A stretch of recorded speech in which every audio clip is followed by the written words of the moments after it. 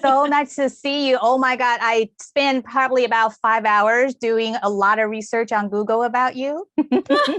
All the good things though. All the good things though. I do see Detective Haruka right behind you. Yes. Oh wait, I always go the wrong way. Me too. That's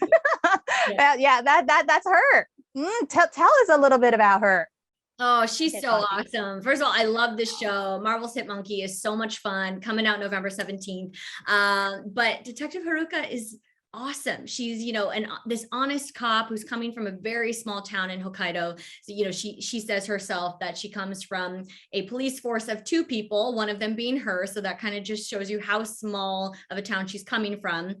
And now she's moving to the big city. She's moving to Tokyo, and she's coming onto a force where she is really the only woman there. And she's getting teamed up with Ito. So, she's definitely getting underestimated at all sides, learning how to use her voice and kind of continue to keep her small town values. I bet when you are doing the voiceover for her, it did remind a lot of yourself in her, or resembled that in another way as well, right?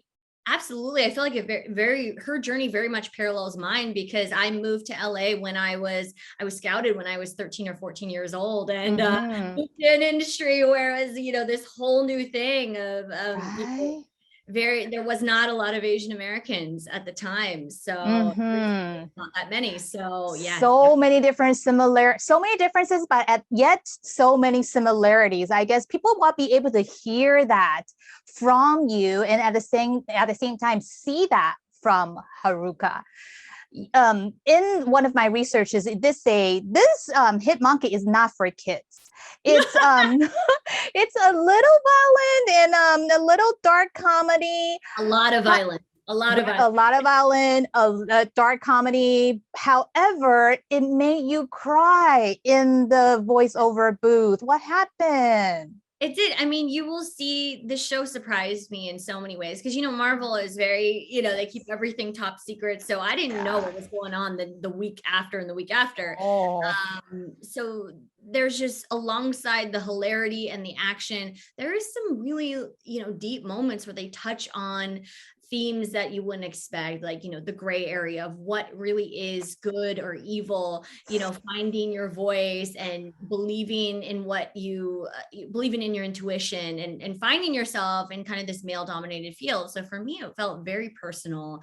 I did find myself tearing up at the end. Right, man. I think, yes. I said I won't give away anything, but yeah. I think Marvel did a super great casting this time, because as for you, starting from 14, going through all these different auditions, and perhaps at 14 years old, people are asking you doing that so-called stereotyping Chinese accent or kung fu, or even dress differently. And then you overcome yourself to become the real Ally as how you are. How's the transition going? I love that you said that, of like figuring out who the real me was, because that really was what it felt like, of just growing up. I watched, I don't know if you ever watched TGIF, but it was like Friday night thing. And I thought I was all of those girls, Tiffany Amber Thiessen, because I'm 4th generation, I'm all American girl. Yes. The other girl. And then I come to LA, and I just felt like it was something else. I was now the best friend or the sidekick, or I only could do kung fu, and I'd never done kung fu in my life. And I think you're right. Now, as an adult, I look back, and it was all just about peeling back all of those boxes and layers that have been put upon me. And now going back to my natural state of, I'm just an all-American girl, and kind of redefining myself, but also refinding myself, who I really am. So yeah, you definitely put that in perspective. Yeah. As every day goes by, of course, every woman gets more mature. If there's another possibility where you probably can go on to this acting career, or you can be like Haruka, who can be a cop, who can be more black and white, who can be more justice, who can come out, a little bit differently. Would you pick a different route? You know what's funny is, I mean, performing is my heart and soul. Like it really was where I found my voice and just any sort of self-confidence. So I think it almost, the arts saved my life in that respect. But I will say, as I'm getting older, I'm crossing into different parts of myself, which I think, again, as women, it's cool to see. There's all of these actresses that are now entrepreneurs, or, you know, we see like Witherspoon and Jessica Alba, you know, those are all women that really inspire me, that I don't have to be just one thing. You know, we can do it all, and we can be business women, all of these things. So definitely, I do see sides of Haruka where I'm like, hey, you know, I'd love to go out. She may go into acting one day. You don't know, right? Yeah, we never know. Yeah. And you definitely wear a lot of different hats. You know, you're in TV sets, you're in movies, you do voiceover, and you create this Boys and Girls Club who wants every Asian woman to identify themselves as Asian women. How did that come about, and how is that evolving right now? Yeah. So my company is called Asian American Girl Club. And it was something that I really just created based upon all the things we're talking about, my own personal story of growing up, not only just feeling like I couldn't really be myself, but also that I didn't have any other Asian American women to share that with, and kind of have that deep sense of identity and collaboration. So it was just something that I created organically one night. I dropped a logo, and the next morning we had all of these people from all over the world that were messaging, you know, I resonate with this, or, you know, I want this, or I, you know, let me tell you about me. And for me, that was so powerful because I didn't know if anyone else would really resonate with what I was going through. But, you know, obviously, as we can see, it was something that was very universal to a lot of us. A lot of people might still stereotyping, thinking that Asian women are not very vocal, but we are very strong in another hand to really let our voices out.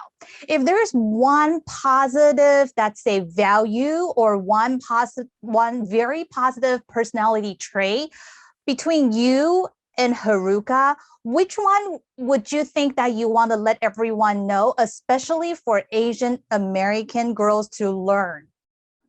I definitely think resilience. I definitely think resilience. Resilience has always been a key word in my life.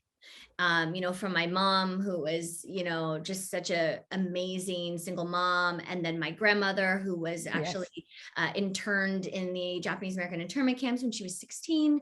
So I think resilience has been such a big key word in my personal journey. But I also think Haruka's, you know, she's, again, resilient. She's moving out of her small town to this big industry where no one looks like her and everyone's undervaluing her. So resilience. Yeah, thank you so very much, Ally. I believe after people saw this interview, resilience is going to be on their mind the whole time. Thanks again. I'll see you soon. Bye. Thank you. Bye. Fate, in her infinite wisdom, has tethered you together for a reason. You are lost, but if you allow it, your journey will guide you to the truth. Your path may be rocky, but in time, you will come to develop the calluses necessary to keep moving forward. Oh, God damn! And fulfill your destiny.